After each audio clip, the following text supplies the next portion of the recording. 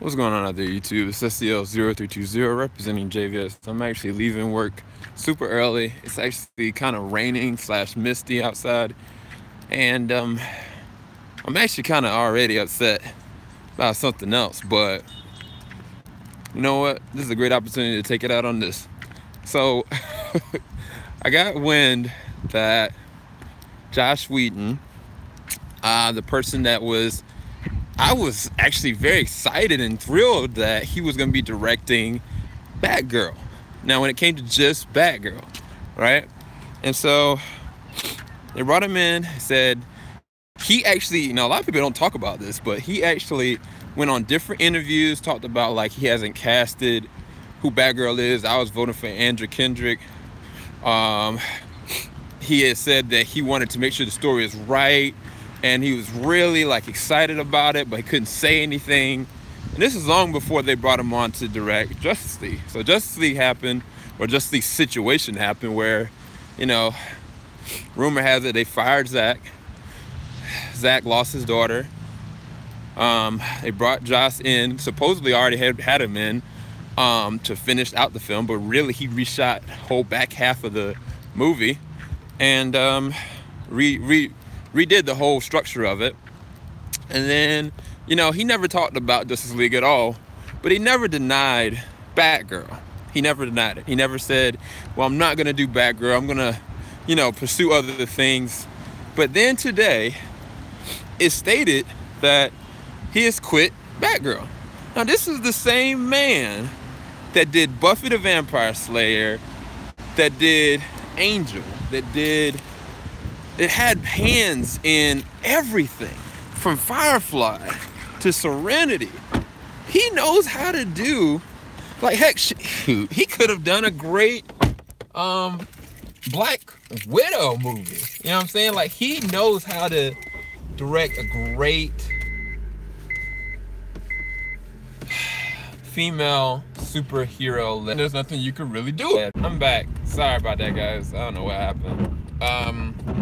I do know what happened. My battery died. But anyway, with the whole Justice League thing, I was kind of just like, okay, we'll see where this goes. Maybe moving forward, he never left this impression like, I'm not gonna do Batgirl. Even November, people question like the merits of what he did with Justice League. Was it justified? Was it Warner Brothers? Was it him? Does he care about DCU? Was this a sabotage thing? And he said, I'm still very much so committed to doing Batgirl. So today, this man's like, you know what? I couldn't find the right story. It's been a year and I couldn't find the right story. I'm out. Warner Brothers would be better suited to go with the female director, which implies that supposedly they want a female director. But this is the reality of the situation, right? The whole reason why Josh got the in to even work on doing the reshoots and the reestablishment of Justice League is because of Batgirl, right? If I'm not mistaken. And so now, like, not only did Justice League fail to meet a lot of people's expectations subjectively, even if it was a okay comic book film, wasn't what people were hoping it could be on an epic level. And it alienated those people that were huge Zack Snyder fans that appreciated what he did with Man of Steel, BVS, Watchmen, 300, and kind of the list goes on. Nobody really understood Sucker Punch, but that's for another day. So it alienated those people that were kind of just like, okay, you want to completely disconnect from the people that associated, like Junkie XL, of course, Zimmer, he jumped out. And then, of course, Zach. And it was like, okay, well, if you're going to do this, you're going to platform this, at least you're going to have somebody to be able to helm this the right way, because he is at least, done Avengers.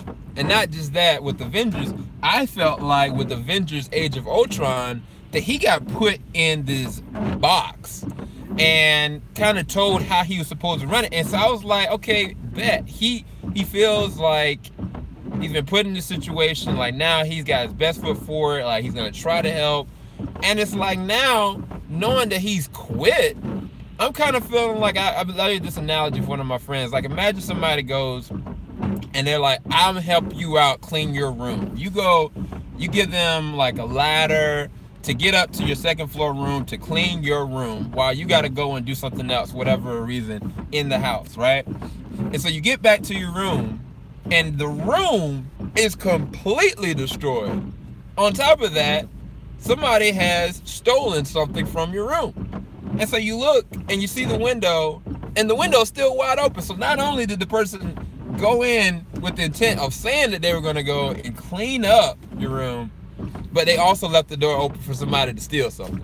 That is, to me, the way I feel about Joss Whedon legit backing out. Like, come on, bro.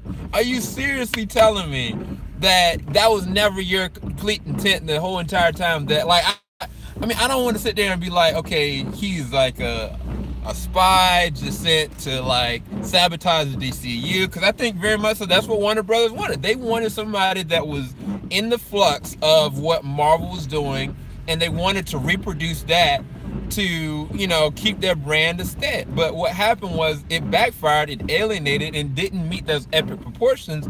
That's something that like Avengers did, it shouldn't, because like you got to look at the tally of number of movies that was actually made. Like, it wasn't the same. It's not gonna be the same. It shouldn't have been the same. So for them to think that, you know, Josh would change all that was crazy anyway.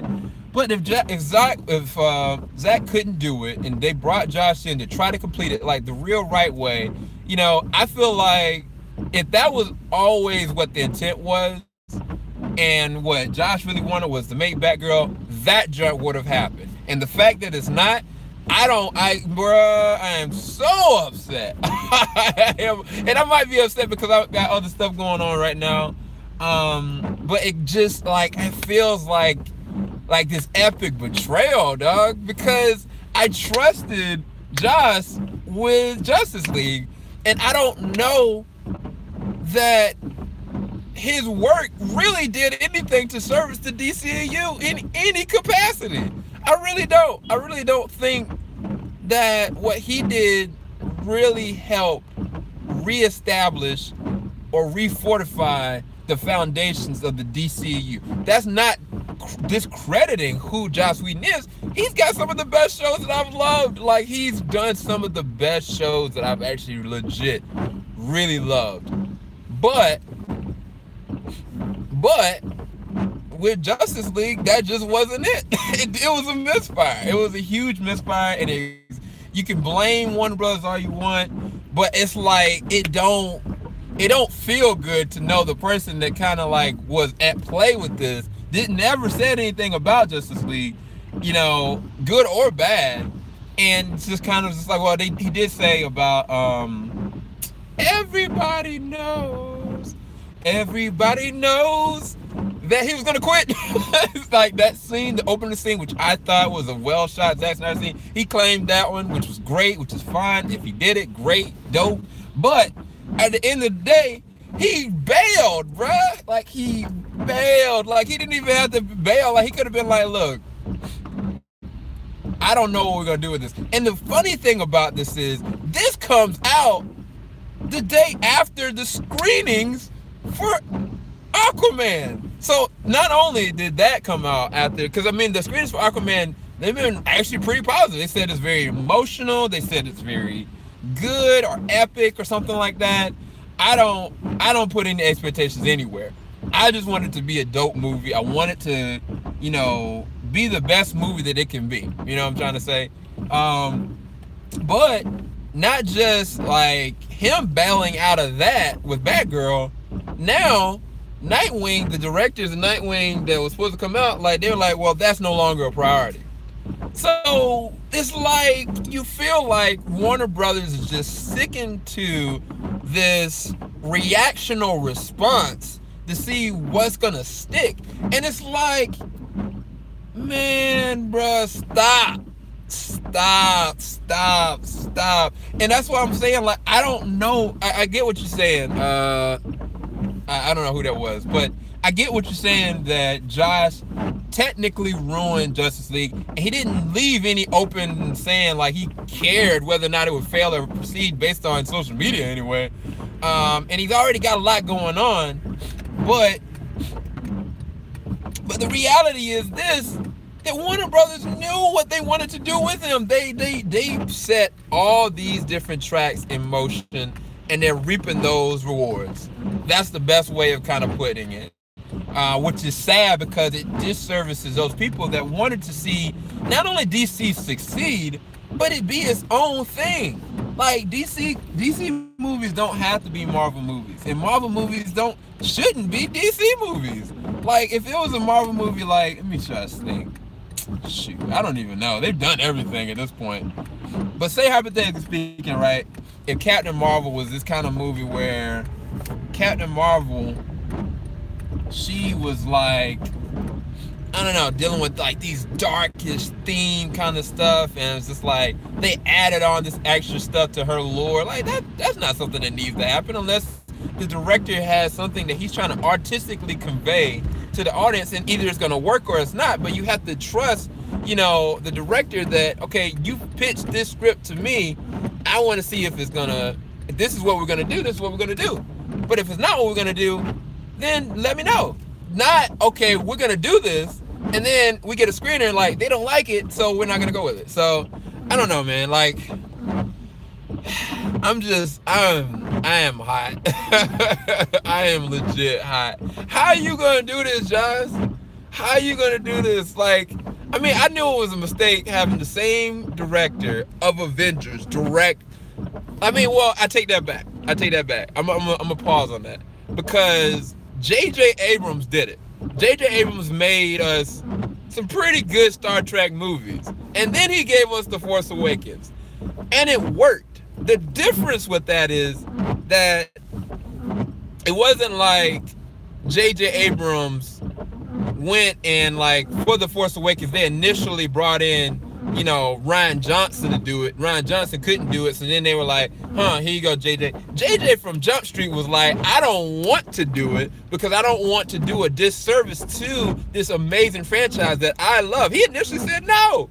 And then he was like, if I'm going to do this, I'm going to do it to the utmost. And I'm going to do it the best way I possibly can. And that's why we're getting him again for another director. So it was like he dove in with his pure passion for it. And the crazy thing was that with Josh, I felt like they did him dirty with Age of Ultron. I didn't like Age of Ultron. There was things that I was like, yo, this don't make no sense. And I was kind of like, man, they really did my man dirty. This is how, you know, a studio kind of like changes the perspective of how things are supposed to be, and you get this output where it was Age of Ultron. And I was like, yo, maybe this is the opportunity for Josh to seek redemption through like another franchise. I was like, yeah, you go, Josh. And then, man, I get Batman smiling like, I get like some craziness over Superman's face, and I don't know who to blame. I could blame Josh, but it's a combination of Warner Brothers and what they wanted. And the reality is, man, look, this is what they get. This is exactly what they get, but it affects us. It's like, you know, a parent walking out and, like, you know, the other parent was cheating and doing some craziness, but at the end of the day, the child is the one that's directly affected by it. Lowdown Show, he could have been fired, but he quit.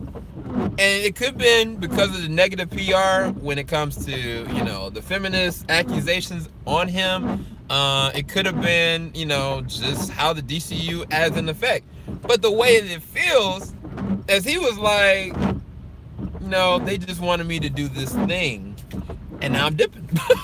So, I mean, it don't feel good. And I'm not saying that he came in to try to sabotage the DCU, but he was definitely used